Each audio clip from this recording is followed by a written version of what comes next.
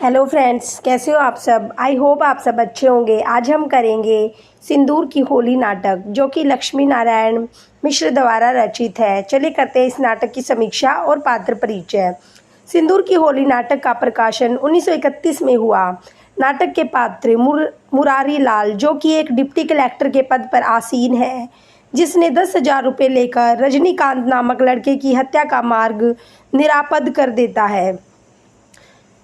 चंद्रकांता मुरारी लाल की बेटी है, जो रजनीकांत से प्रेम करती है और मृत रजनीकांत के हाथों अपनी मांग में सिंदूर भरकर उसकी विधवा बन जाती है। मनोरमा रूढ़िवादी सोच वाली स्त्री और चंद्रकांता की विरोधी। भगवंत सिंह रजनीकांत की हत्या करने वाला। चंद्रकांता का प्रेमी। सिंदूर की होली नाटक की समीक्षा। इस नाटक के दो पात्र हैं, मनोरमा और चंद्रकांता, जो एक दूसरे के विरोधी है। मनोरमा जो कि विधवा का समर्थन करती है और चंद्रकांता रोमांटिक प्रेम का। मनोरमा विधवा विवाह का विरोध, स्वयं बुद्धिवाद का विरोध करने लगता है और चंद्रकांता का रोमांटिक तर्क बुद्धिवादी हो जाता है। रोमांटिक भावुकता और यथार्थवादी बुद्धिवाद की टकराहट मिश्र जी के नाटकों में प्रस्तुत हुई है।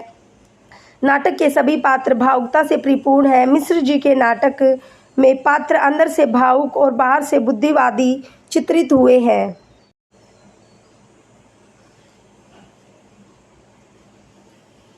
पंडित लक्ष्मी नारायण मिश्र जी का जन्म 1903 में उत्तर प्रदेश के बस्ती जिले के जलालपुर गांव में हुआ। वे हिंदी के प्रसिद्ध नाटककार थे। मिश्र जी ने दो प्रकार के नाटकों की रचना की है, समस्या प्रधान नाटक और ऐतिहासिक नाटक। मिश्र जी को समस्या प्रधान नाटकों से अधिक प्रसिद्धि मिली। मिश्र जी को हिंदी में समस्या नाटकों का जन्मदाता कहा जा सकता है। मिश्र जी के नाटकों में अंग्रेजों के प्रसिद्ध नाटककार इब्सन और बर्नार्ड शॉ का स्पष्ट प्रभाव मिलता है। पंडित लक्ष्मी नारायण ने कई सांस्कृतिक, पौराणिक, ऐतिहासिक तथा सामाजिक नाटक लिखे। अंतर्जगत उनकी प्रथम रचना थी, जो 1921 से 1922 में प्रकाशित हुई। डॉक्टर नगेंद्र के शब्दों में, यद्यपि उनके नाटकों की नारियां अपने काम संबंधों में पर्याप्त स्वतंत्रता बरतती है और इस कारण उनका चरित्र पहली दृष्टि में भारतीय मान्यताओं के प्रतिकूल दिखाई पड़ता है, पर गहराई में जाकर देखने से विदित होता है कि उनकी जीवन दृष्टि मूलतः भारतीय है। डॉक्टर रामचंद्र तिवारी के शब्दों में, मिश्र जी ने परंपरा से हटकर सहज शिक्षा, बहुविवाह, अनैतिक संबंध आदि सामाजिक समस्याओं को केंद्र में रखकर नाटकों की रचना की है। इन समस्याओं का समाधान भारतीय जीवन मूल्यों को दृष्टि में रखकर प्रस्तुत किया गया है।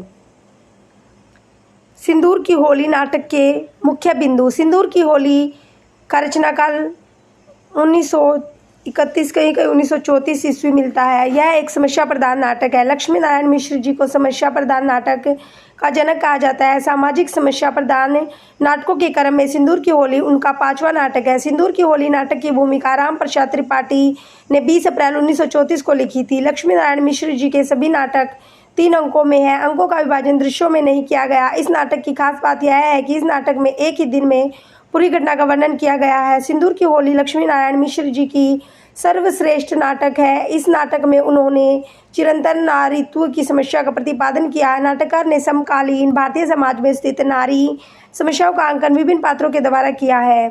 इस नाटक के 3 अंक हैं। तीनों अंकों में दृश्य स्थल एक ही है, डिप्टी कलेक्टर मुरारी लाल के बंगले की बैठक। तीनों दृश्यों का समय है, पहला दृश्य 9 बजे, दूसरा दृश्य संध्या काल का और तीसरा दृश्य रात्रि 10 बजे का। नाटक के कथानक का समय 12 बजे दिन वर्षा काल का है। नाटक के पात्र। इस नाटक में कुल 9 पात्र हैं, जिसमें 7 पुरुष और 2 स्त्री पात्र हैं। रजनीकांत भगवंत सिंह का भतीजा, उम्र 17 से 18 वर्ष। मनोज शंकर मुरारी लाल के मित्र का लड़का। मुरारी लाल डिप्टी कलेक्टर, उम्र 40 वर्ष।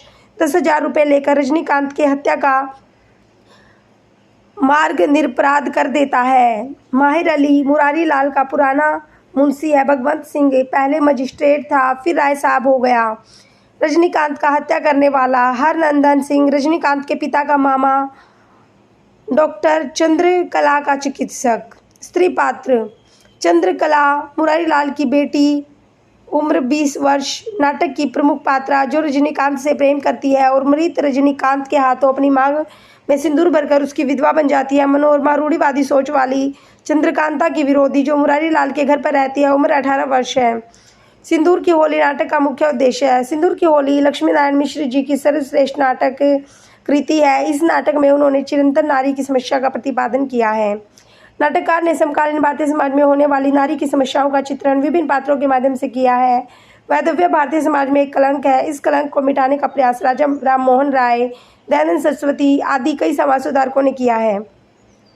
विधवा पुनर्विवाह का समर्थन करते हुए भारतीय नारी की दशा को सुधारने का भी प्रयास किया गया है। सिंदूर की होली नाटक में इसी वैधव्य की समस्या को केंद्र में रखकर इस पर अनेक प्रकार से चर्चा की गई है। नाटक में चंद्रकला केंद्रीय पात्र है, जिसके द्वारा प्रणय और वैधव्य का संघर्ष अभिव्यक्त हुआ है। सिंदूर की होली नाटक का कथानक। नाटक में चंद्रकला डिप्टी कलेक्टर मुरारी लाल की एकमात्र संतान है। उसकी आयु 20 वर्ष है। चंद्रकला का पालन पोषण, शिक्षा दीक्षा पाश्चात्य वातावरण में हुआ था। इस कारण उसके परिवार, उसके विचार तथा व्यवहार स्वच्छंद थे। चंद्रकला स्वच्छंद तथा उन्मुक्त प्रेम की पक्षधर थी। प्रथम दृष्टि में ही उसे रजनीकांत से प्रेम हो जाता है।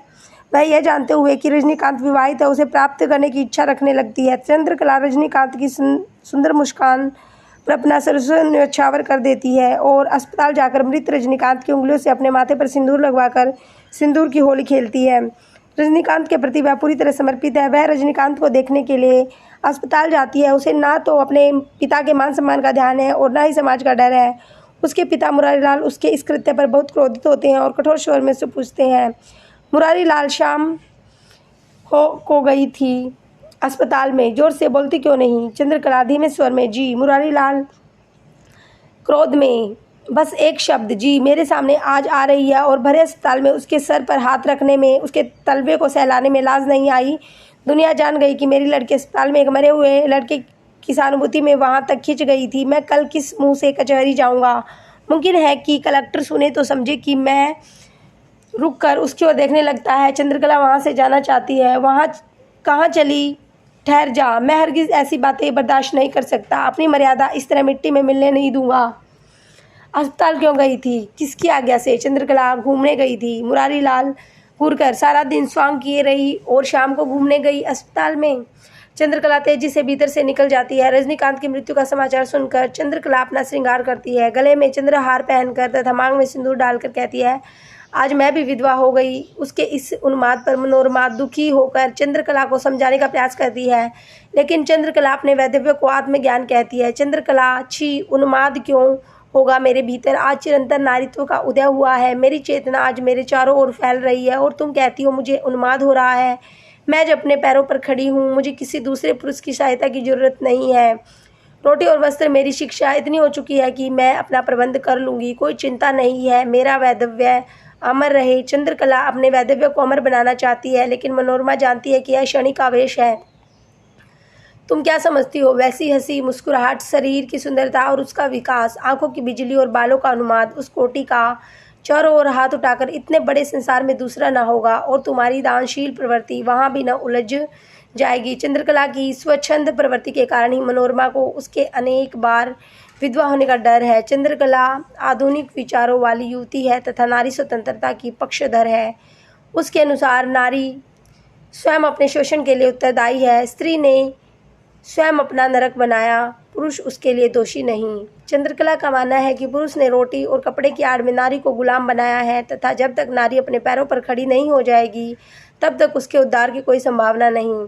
चंद्रकला, रोटी और कपड़े के प्रश्न को लेकर ही मर्यादा बिगड़ गई। हमारे स्त्रियों का निर्माण उन्हीं उपकरणों से हुआ है जिनसे पुरुषों का हुआ है, लेकिन तब भी हम पुरुषों की गुलामी सदैव से करती चली आ रही हैं। हमारे भीतर कभी संदेह पैदा नहीं हुआ। ऐसा क्यों? चंद्रकला नारी की इस दास्ता का मुख्य कारण नारी के उन गुणों को ही मानती है जिनकी प्रशंसा करके पुरुष ने उसे बेड़ियों में बांध दिया और अपनी प्रशंसा से आत्ममुग्धा हुई।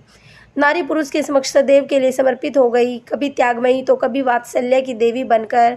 पुरुष उसे उछलता रहा, उसका शोषण करता रहा। नारी तन से ही नहीं मन से भी कोमल होती है। पुरुष ने नारी की इस दुर्बलता का अनुचित लाभ उठाया है। शरीर और मन की इसी कमजोरी के कारण हम संसार के उन्मुक्त वातावरण से खींचकर दीवारों के घेरे में डाल दी गई। चंद्रकला का यह मानना है कि यदि नारी अपने मन को मजबूत बना ले तो फिर उसकी मुक्ति हो जाए। चंद्रकला के अनुसार अपनी मुक्ति का प्रयास नारी को स्वयं करना है तथा पुरुष की चार हाथ की सेज को ही अपना संसार मानने की मानसिकता से बाहर आना है। चंद्रकला को सामाजिक रूढ़ियों का बंधन स्वीकार नहीं। विवाह के अवसर पर होने वाले वेद मंत्रों, शंख ध्वनि, हवन, ब्रह्मभोज आदि को वह अर्थहीन मानती है। सामाजिक जीवन की परंपराओं को पूर्णतः उपेक्षा करते हुए वह अस्पताल में मरणासन लेटे रजनीकांत के हाथों से अपना मांग में सिंदूर भरकर स्वयं को विवाहित करती है और मनोरमा के विरोध करने पर अपने वैधव्य का औचित्य सिद्ध करते हुए कहती है, चंद्रकला, विवाह तो मेरा भी हो गया, 1000-2000 आदमी भोजन नहीं कर सके, 10-20 बार शंख नहीं बजा, थोड़े से मंत्र और श्लोक नहीं पढ़े गए, यही ना मनोरमा, तब विवाह कैसे हुआ? चंद्रकला मुस्कुराकर कहती है, विवाह की कई प्रणालियां हैं, हमारे यहाँ पहले प्रचलित थी, अब जरूर रुक गई है, लेकिन खैर मेरा तो हो गया। चंद्रकला अपने मत को ही शास्त्र मानती है, अनुभूति को महत्व देकर सामाजिक परंपराओं की उपेक्षा करती है। यथा शास्त्र और संस्कार मेरा मत है, मेरी आत्मा को जो स्वीकार, बस और कुछ नहीं। मनोरमा के वैधव्य को वह रूढ़ियों की देन मानती है, क्योंकि जिस पुरुष को देखा ही नहीं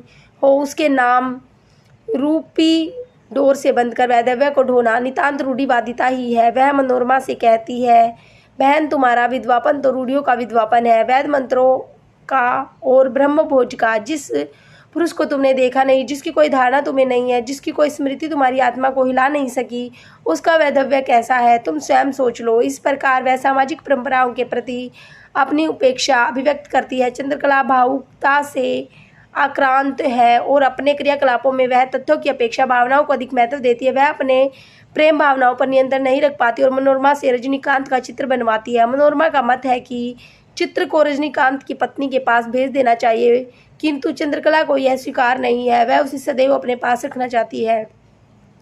यथा मनोरमा किसी तरह यह चित्र उसकी स्त्री के पास पहुंचाना चाहिए। चंद्रकला, खूब कह रही हो, सिर हिलाकर, चित्र बनवाया मैंने और भेज दूं उसके पास। मनोरमा, दान कर दो अपनी तरफ से, उसे इसकी जरूरत है। चंद्रकला, दूसरा बना दो। इस प्रकार लक्ष्मी नारायण मिश्र जी ने चंद्रकला के चरित्र को स्त्री सशक्तिकरण के रूप में स्पष्ट चित्रित किया है। हमारा पंडित लक्ष्मी नारायण मिश्र का नाटक सिंदूर की होली समाप्त हुआ। धन्यवाद।